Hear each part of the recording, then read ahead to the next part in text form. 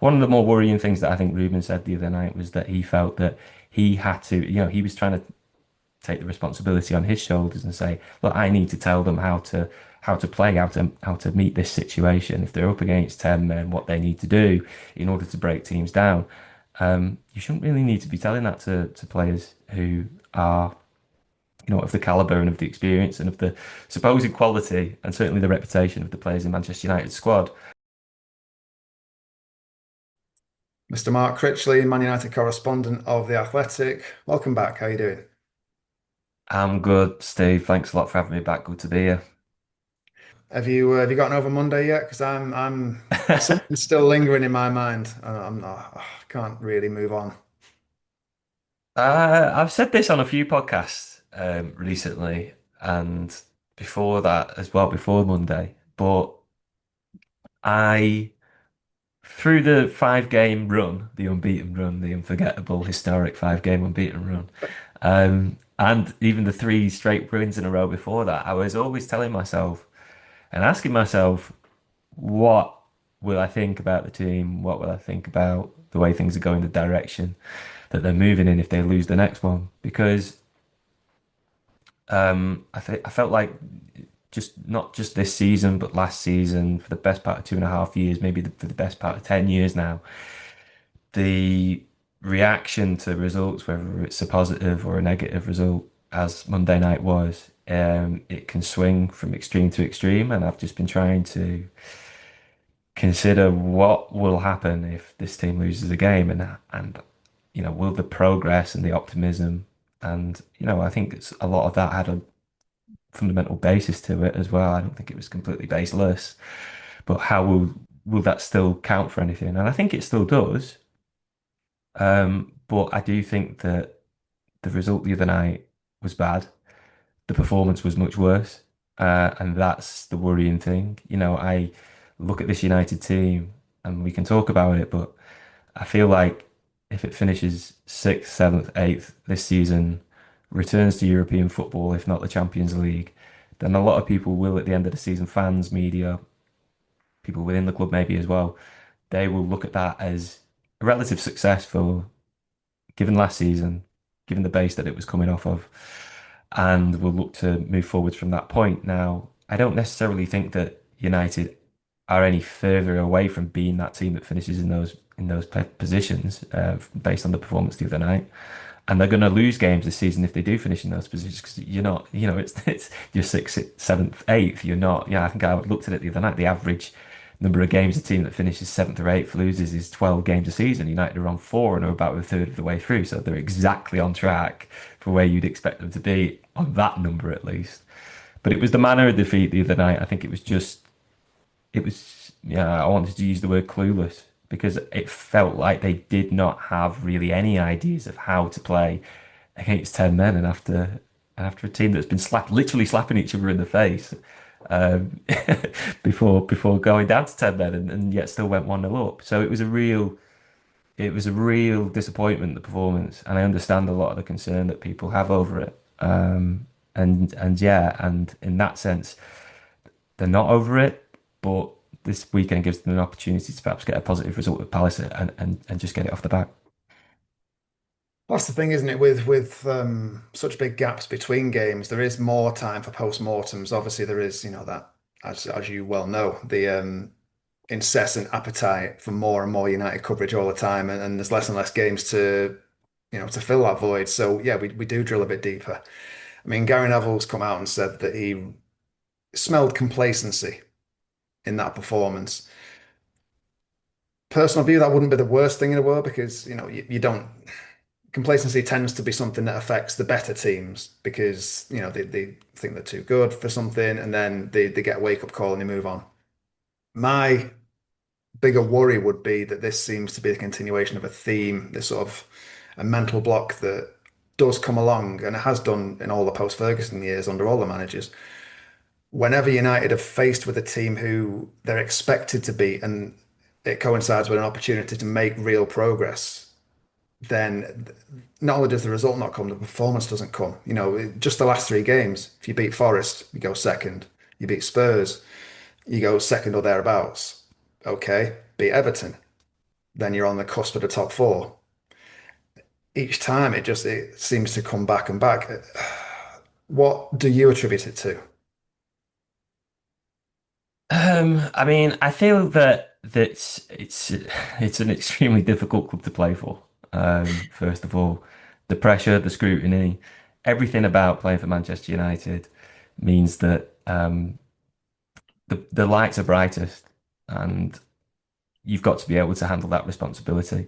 And I think, to be honest, one of the positives that we've seen this season is increasingly more and more players are taking on some of that responsibility. I think certainly the new signings is one thing that we've all said about Mateus Cunha, and I thought he was a huge miss on Monday night simply because if there's been one player, and I've got my personal doubts about his level of output so far and whether he's going to, ultimately be a difference maker, but the difference that he does make, and I think you consistently see him make, is him. He wants the ball. He's happy to take the pressure on. He's he'll have that on his shoulders and he'll carry it. And United didn't have enough players that were willing to carry it the other night.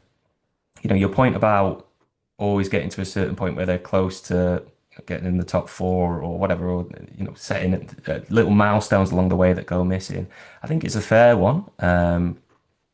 I think that it's something that we'd seen in seasons past as well, though, under Eric Ten Hag, under previous managers. It felt like once they get to the line, they're not quite always ready to cross over it. But I don't know how much you can really pin that solely on psychology. Like I'm saying, this still feels to me like a team that doesn't always control matches, doesn't necessarily know how to break teams down, break low blocks down. That's exactly what they were facing the other night, given the 10 men. And it was almost like the 10 men situation suited Everton and didn't suit United. I thought they actually played a little bit better in the second half, United, and were having a bit more sustained pressure in Everton's half. But it almost accentuated the fact that once they got there, they didn't really have any idea of how to execute and actually, get some decent chances going or have some dangerous shots on goal. There just wasn't really any of that, even though they were there and they were putting pressure on. What pressure was it? Everton were absolutely comfortable. So I guess maybe there's a psychological block. Like I say, there's huge pressure that comes with playing for United, but I also just think that they aren't finding the right solutions within the game at this point in time. And one of the more worrying things that I think Ruben said the other night was that he felt that he had to, he was trying to take the responsibility on his shoulders and say, look, I need to tell them how to play, how to meet this situation. If they're up against 10 men, what they need to do in order to break teams down. You shouldn't really need to be telling that to players who are, of the caliber and of the experience and of the supposed quality and certainly the reputation of the players in Manchester United squad. And I don't think really, it's almost not always for a manager to impose himself on a team either. They should there should be a level of trust there that they can go out and find the right solutions out there on the pitch because it's very difficult to have that kind of impact when you're just stood on a touchline. So I think that was quite concerning for me. And let's be honest, these are all patterns that we've seen for years and years and years now. And as pessimistic as that sounds, you're not absolutely confident that things will change anytime soon. Well, it's a very fair point. What you want to see. I mean, Nick and I, the channel analyst, we sort of not differed, but he places more stock in following instructions and sort of the managerial role or the head coach role in everything, whereas I'm a bit more of a football luddite, I suppose, and just be like make something happen. And maybe Yeah. it isn't productive, but you do want to see attitude, don't you? You want to see someone trying to make something happen. And yes, I take the point that like Bruno Fernandes, had a couple of long distance efforts which came very close. He made forced one good save, another one wasn't a million miles over. So there were players trying that, but there were also players clearly not trying that. And I just think there needs to be maybe a bit more of a collective acceptance of, okay, well, I'll try something, you know? Yeah, yeah. And Bruno is one who will take that responsibility on his shoulders and consistently does. But I was thinking earlier today when somebody asked a similar question to this. If there's one thing that I've heard Ruben Amorim be critical of Bruno Fernandes about, over the past year since he's been in charge. It's been the fact that he moves across the pitch too much. You know, he turns up in different positions trying to make things happen, whereas he would quite like him to stay in one place and essentially fulfill his role that he's supposed to fulfill within the team. Um, that's the balance that needs to be struck here is between players who, first of all, have the ability to take that kind of onus upon themselves and to change a game, who are willing to have that responsibility psychologically and mentally, and then also the manager's instructions about what he wants them to do in the team. And like, I'm always a bit reticent to talk about Amrim's system, certainly, and his tactics, because when he makes the point that we complain about them after defeats and then we don't complain about them after wins, he's absolutely right about that.